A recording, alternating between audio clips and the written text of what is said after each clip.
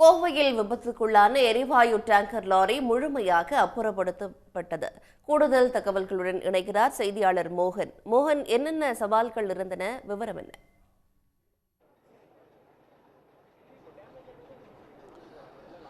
கோவை அவிநாசி சாலையில் உப்பிலிப்பாளையம் மேம்பாலத்தில் கவிழ்ந்த case tanker lorry 7 மணி நேர போராட்டத்துக்கு பின்பு நிறுத்தி வைக்கப்பட்டிருக்கிறது. நாம் நேரடியாக பார்த்து வருகிறோம்.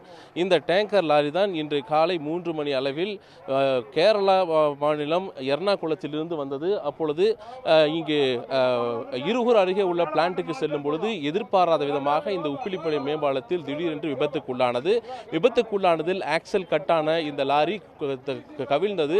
அப்பொழுது இந்த லாரியினுடைய பாகங்கள் இரண்டாக பிரிக்கப்பட்டது. டேங்கர் ஒருபுறமும் அதனை எடுத்து செல்லக்கூடிய முன்பகுதி என்ஜின் பகுதி ஒருபுறம் என இரண்டாக பிரிக்கப்பட்டது. இந்த நிலையில்தான் இந்த லாரியை கேஸுடன் இருந்த லாரியை மீட்க வேண்டும் என்பதற்காக கடுமையாக போராட்டம் இருந்தது. குறிப்பாக தீயணைப்பு வீரர்கள், காவல்துறையினர் தொடர்ந்து இது குறித்தான திட்டமிடலில் ஈடுபட்டு அந்த லாரியை தற்பொழுது நிறுத்தி இருக்கின்றார்கள். கடும் சவால்கள் நிறைந்ததுக்கு மத்தியிலேயே இந்த பணி என்பது நடைபெற்று முடிந்திருக்கிறது. கிட்டத்தட்ட 7 மணி நேரமாக ஒரு 18 டன் கொண்ட கேஸ் கொள்ளளவை கொண்ட இந்த டேங்கர் லாரி என்பது எடுத்து நிறுத்தப்பட்டிருக்கிறது. இந்த மீட்பு பணியில் ஈடுபட்ட நபர்களிடம் நாம் நேரடியாக பேசுவோம். இதுபோன்ற சவால்களை அவர்கள் சந்தித்தார்கள் என்று. வணக்கம். இப்போ நீங்க இது ஒரு 7 மணி நேரமா இந்த போராடி நீங்க இப்போ வந்து இந்த டேங்கர் லாரி வந்து நீங்க மீட்டிருக்கீங்க. எப்படி, எந்த மாதிரியான சவால்கள் எதிர்கொண்டீங்க? சவால்கள் அப்படின்னா, இது ஒரு முக்கியமான சந்திப்பு சாலை, ஒரு முக்கியமான மேம்பாலம். இந்த மேம்பாலத்தில் இருக்கக்கூடிய ஒரு கோவையினுடைய அத்தனை வாகனங்களும் சந்தித்து போகக்கூடிய ஒரு முக்கியமான சந்திப்பு சாலையாக இருக்குது. இதில் வந்து ஒரு காலையில் ஏற்பட்ட ஒரு விபத்தினால இந்த கோவை மாநகரமே சம்பித்து போயிருக்குன்னு தான் சொல்லணும். அந்த அளவுக்கு வந்து ரொம்ப அதிகப்படியான போக்குவரத்து நிறைந்த ஒரு இடத்த, எல்லா வாகனமும் பயணித்து போகக்கூடிய ஒரு இடத்த விபத்து ஏற்படுத்த ஒரு பெரிய சேலஞ்சான விஷயம். இதில் வந்து நம்ம கோவை மாவட்ட ஆட்சியர், மாநகர காவல் ஆணையாளர், நெடுஞ்சாலைத்துறை அதிகாரிகள், மாநகராட்சி ஆணையாளர் எல்லோருமே வந்து கூட களத்தில் இருந்து ஒவ்வொரு துறை சார்ந்தவங்களும் இங்கே ஒற்றுமையாக இருந்து கோயம்புத்தூரினுடைய பொதுமக்கள், பத்திரிகையாளர்கள் எல்லாரும் ஒன்றா சேர்ந்து இந்த மீட்பு பணியை ஒரு சேலஞ்சாக எடுத்து, குறிப்பாக இந்த கேஎன்ஆர் கன்ஸ்ட்ரக்ஷன் நிறுவனம்னு சொல்லி இந்த மேம்பாலம் கட்டிகிட்டு இருக்காங்க கோயம்புத்தூரில், அவங்களோட வாகன உதவிகளோட இந்த பணியை வந்து முன்னெடுத்து ஒரு பெரிய சேலஞ்சான டாஸ்க்கை எல்லாரும் ஊர்கூடி தேர் இழுக்கும் விதமாக காப்பாற்றி இன்றைக்கி கொண்டு போயிட்டோம். இப்போது திருவள்ளுவர் சிலை வந்து இங்கேருந்து எடுத்திருக்காங்க. ராட்சத கிரேன்கள்லாம் வரவழைக்கப்பட்டது. எந்த மாதிரியான பணிகள் நடைபெற்றது? இந்த இந்த டேங்கர் லாரி நிறுத்தத்துக்கு முன்னாடி நீங்கள் சந்தித்த சவால்கள் என்ன? அதை கடந்து இந்த மாதிரி வேலைகள் நடந்தது? இந்த வண்டியினுடைய டேங்கர் விழுந்ததில் அங்கேருந்து அந்த சிலை கீழ்ப்பகுதி சேதமடைஞ்சு சிலை விழும் நிலையில் இருந்ததுனால அதை பாதுகாப்பாக எடுத்து வாகனத்தில் எடுத்து வேறு இடத்துல வச்சுருக்கோம். நெடுஞ்சாலைத்துறை அலுவலகத்துக்கு கொண்டு செல்லப்பட்டு பாதுகாக்கப்பட்டிருக்கு. திரும்ப வந்து அதை நிறுவன பணியை அந்த நெடுஞ்சாலைத்துறை நிறுவனம் மேற்கொள்வாங்க.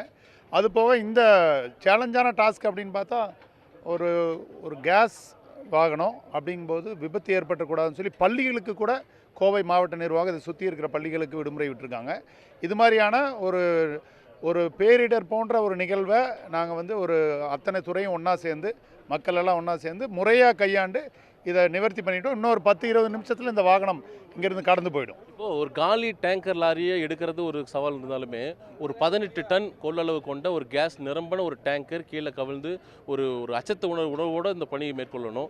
எந்த மாதிரியான திட்டமிடல் இருந்தது? மீட்பு பணி ஈடுபடக்கூடிய உங்கள் ஆட்களுக்கு என்ன மாதிரி இன்ஸ்ட்ரக்ஷன் கொடுத்துருந்தாங்க? இது குறிப்பாக ஒரு உயிரை பணையை வச்சு மேற்கொள்கிற விஷயந்தான்.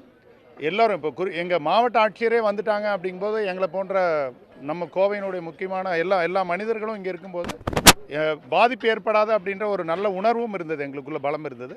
அதே மாதிரி ஒரு கேஸ் முழுமையாக நிறைந்த ஒரு வாகனத்தை மீட்பதற்கு உண்டான தீயணைப்புத்துறை, குறிப்பாக தீயணைப்புத்துறை, அப்புறம் அந்த கேஸ் இயந்திரம் கொண்டு வரக்கூடிய அந்த வாகனத்தினுடைய சரி பண்ணுற ஆட்கள், ரெஸ்கியூ டீமு எல்லாருமே, எல்லா துறை சார்ந்தவங்களும் இருந்து அதை ஒரு முறையாக எப்படி பண்ணணும்னு சொல்லி ஒரு மணி நேரம் முறையாக திட்டமிட்டு எங்கெங்கே எந்த டீம் நிற்கணும், அதை எப்படி தூக்கணும், எந்த கிரேன் என்ன பண்ணணும், அவங்களுக்கான இன்ஸ்ட்ரக்ஷன் என்னன்னு சொல்லி அவங்களெல்லாம் வயர்லெஸில் அவங்க இதில் ஹெட்ஃபோனில் கனெக்ட் பண்ணி ஒவ்வொருத்தருக்கும் இன்ஸ்ட்ரக்ஷன் கொடுத்து முறைப்படி இந்த பணியை மேற்கொண்டு இதில் வெற்றி அடைஞ்சிருக்கோன்னு தான் சொல்லணும். 1 மணி நேர திட்டமிடலோடு இந்த பணி என்பது 7 மணி நேர போராட்டத்துக்கு பின்பு முடிவுக்கு வந்திருக்கிறது. நாம் நேரடியாக பார்த்து வருகின்ற ஒரு பரபரப்பான ஒரு சூழல் என்பது இன்று வரை தணியவில்லை. நாம் பார்க்கக்கூடிய இந்த வலதுபுறம் பார்க்கக்கூடிய இந்த வாகனம் விபத்துக்கு உள்ளான வாகனம். இந்த வாகனத்தில் பின்புறமாக இருந்த ஆக்சல் தான் கட்டாகி தற்பொழுது பார்த்திருக்கக்கூடிய விபத்துக்குள்ளான லாரி இது. இந்த லாரி கட்டானதன் வாயிலாகத்தான் அந்த டேங்கர் லாரி கவிழ்ந்தது. இதற்கு மாற்றாக நாம் இடதுபுறம் பார்க்கக்கூடிய இந்த லாரியில் தற்பொழுது இணைக்கக்கூடிய பணி என்பது விரைவில் தொடங்க இருக்கின்றார்கள். இந்த வாகன இந்த முன்பக்கம் இருக்கக்கூடிய இந்த லாரியின் வாயிலாகத்தான் டேங்கர் லாரி என்பது இணைக்கப்பட்டு கொண்டு செல்லப்படுவதற்கான வாய்ப்புகள் இருப்பதாகவே தெரிகிறது. முன்பு இந்த வாகனம் இங்கிருந்து வேறு அந்த பிளான்ட்டுக்கு எடுத்து செல்லக்கூடிய நிலையில் முன்பகுதியிலும் பின்பகுதியிலும் 2 தீயணைப்பு வாகனங்கள் பாதுகாப்புக்காக செல்லும் என்று தெரிவித்திருக்கின்றார்கள். இன்னும் சற்று நேரத்தில் இந்த வாகனம் என்பது இந்த பகுதியிலிருந்து அதனுடைய பிளான்ட்டுக்கு செல்வதற்கான வாய்ப்புகள் இருக்கிறது. தற்பொழுது இந்த விபத்துக்குள்ளான இந்த லாரியினுடைய பாகங்கள் என்பது எடுத்து செல்லக்கூடிய பணிகளை மேற்கொண்டிருக்கின்றார்கள். இதற்கு அடுத்தபடியாக இந்த டேங்கர் லாரியை எடுத்து செல்வதற்கான வாய்ப்புகள் இருக்கிறது. தற்பொழுது டேங்கர் லாரியினுடைய தற்போதைய நிலை எப்படி இருக்கிறது என்பது தொடர்பாக அவர்கள் பார்த்து வருகின்றார்கள். ஏனென்றால் ஏற்கனவே திட்டமிட்டதன் அடிப்படையில் இந்த டேங்கர் லாரியிலிருந்து வேறொரு டேங்கர் வரவழைத்து அதில் இந்த கேஸை மாற்றம் செய்து அந்த லாரியை எடுத்து செல்லலாமா அல்லது நேரடியாகவே இதை பாதுகாப்புடன் எடுத்து செல்லலாமா என்பது குறித்தெல்லாம் அவர்கள் ஆலோசித்து வருகிறார்கள். இன்னும் சற்று நேரத்தில் இது குறித்தான தெளிவான முடிவு கிடைக்கப்பெறும் என்று எதிர்பார்க்கப்படுகிறது. ஆனால் எந்த லாரி டேங்கர் லாரி வந்து எடுத்து சென்றாலும் அதற்கு முன்னும் பின்னுமாக தீயணைப்பு 2 வாகனங்கள் சென்று பாதுகாப்புடன் அதனுடைய பிளான்ட்டுக்கு எடுத்து செல்வதற்கான பணிகளை மேற்கொள்வதாக தெரிவித்திருக்கின்றார்கள். ஒரு கடும் சவால்கள் நிறைந்தக்கூடிய ஒரு மீட்பு பணியாகவே இது இருந்திருக்கிறது. ஒரு சாதாரண டேங்கர் லாரி கீழே விழுந்தாலும் கூட அதுக்கு கடுமையான போராட்டம் இருக்கக்கூடிய சூழலில் 18 டன் கொள்ளளவு கொண்ட ஒரு கேஸ் நிரம்பிய இந்த டேங்கர் லாரி கோவையினுடைய மிக முக்கியமான இடத்தில் இதுபோன்ற விபத்துக்குள்ளான நிலையில் அக்கம் பக்கம் ஏராளமானோர் வசிக்கக்கூடிய சூழலில் அதையும் கடந்து பாதுகாப்பான முறையில் இந்த பணி என்பது கடும் சவால்களுக்கு மத்தியில் மீட்புக் குழுவினர் மேற்கொண்டிருக்கின்றார்கள். இன்னும் சற்று நேரத்தில் இந்த தீயணைப்பு துறை வாகனங்கள் உதவியுடன் அதே போன்று காவல்துறை பாதுகாப்புடன் நெடுஞ்சாலைத்துறை அதிகாரிகளுடைய பாதுகாப்புடன் இந்த டேங்கர் லாரி என்பது விரைவில் என்னுடைய பிளான்ட்டுக்கு செல்வதற்கான சூழல் இருக்கிறது. 7 மணி நேர போராட்டத்துக்கு பிறகு இந்த டேங்கர் லாரி என்பது கடும் சவால்களுக்கு மத்தியில் பாதுகாப்பாக நிலைநிறுத்தப்பட்டிருக்கிறது. மோகன், களத்திலிருந்து முழுமையான விவரங்களை வழங்கியமைக்கு நன்றி. உடனுக்குடன் செய்திகளை தெரிந்து கொள்ள சன் நியூஸ் பெல் ஐகானை கிளிக் பண்ணுங்க.